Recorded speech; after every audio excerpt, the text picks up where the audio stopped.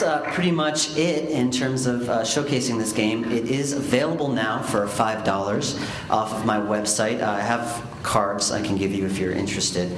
As for now, I can open the floor for questions. Does anybody have any? Yes?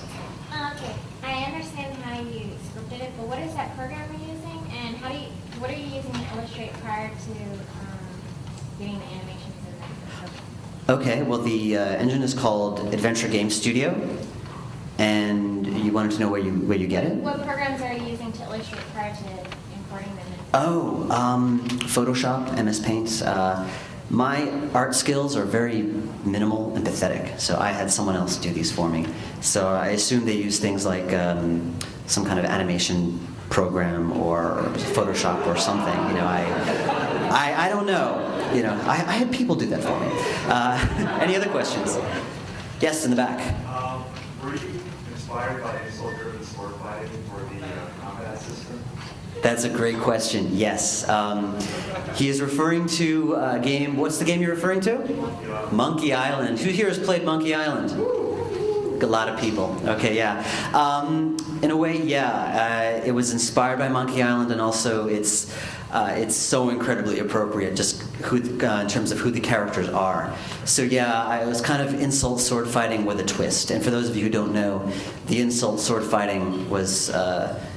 You didn't really fight with swords. It was whoever had the better insults won the fight. Any other questions? Yes? Does Adventure Game Studio build games that are running on the old LucasArts Scum engine? No, they don't. No. Why are all the graphics so low res? Choice, mostly. Originally, this game was made for a contest that had a 1 month long development time. And so I had to keep it extraordinarily simple and as dumbed down, as low res as possible, simply to make the deadline. And when the deadline passed, I had people improve the graphics for me, but I didn't want to go too crazy, so I just kept it the way it was, because I think it has this nice little quaint, old school, nostalgic look to it. It's a look, and it's a look I'm familiar with. Yes? What's your process for writing dialogue trees, and how do you organize the development of the story and puzzle? Sitting in a cafe with a notebook, mostly. I just pen, pencil, writing dialogue. For dialogue trees, you kind of have to list which options you want the player to choose. So you have option 1, option 2, option 3, and then you say, okay, here's the response to option 1, here's the response to option 2, and option 3.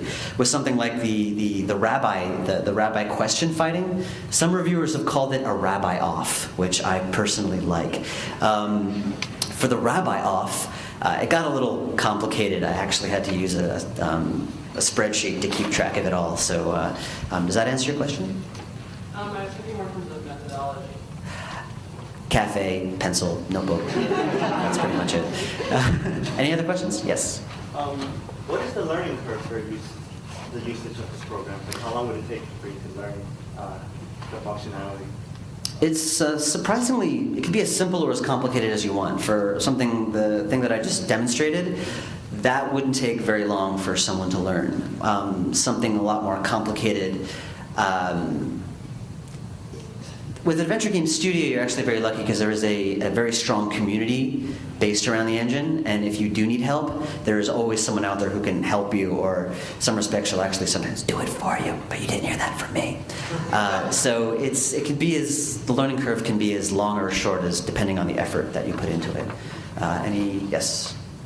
Actually, sort of related to that question about like the graphical content, how about the sounds and the audio? Where did that come from? Did you record that? Or? I can barely play the kazoo, so I didn't do it myself, but I got a composer friend who did it for me, and the sound effects I just downloaded off the internet, mostly. Just royalty-free sound effects, punching, doors shutting, opening, things like that.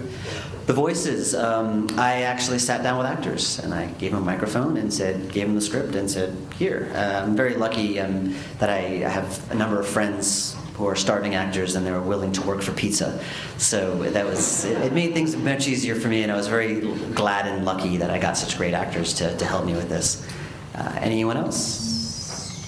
Yes? The really old adventure games are known to have very difficult puzzles. puzzle tests. The module school tend to be more puzzle-less or with very easy puzzles. Mhm.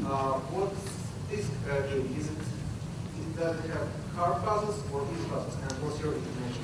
Well, it's funny that you mentioned that because I originally wanted this to be. It's not too realistic, and when you look at what this guy can actually do, one reviewer actually said that this rabbi, when he answers questions with questions, tends to develop superpowers. So it's not entirely realistic, but I wanted to keep it kind of grounded. So opening, giving a guy a paperclip to get into something, these very silly inventory puzzles that I agree that were very common back in the old days. I didn't want to put into this game. Instead, it's a mystery, so it involves. Are we running out of time, Wade? Last question, you're good. Okay. Most of the game involves talking to characters and getting clues. So the clues are your inventory mostly in the game, and you use the clues on other characters. You talk to one character, or you discover something, you get a clue. You use that clue with another character, you might get another clue.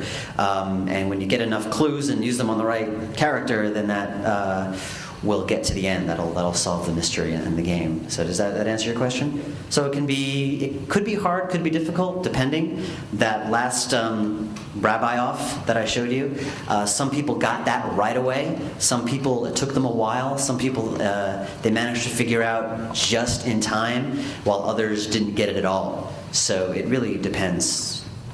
Do we have time for one more? Or is this it? No, sorry guys, this is it. Thank you.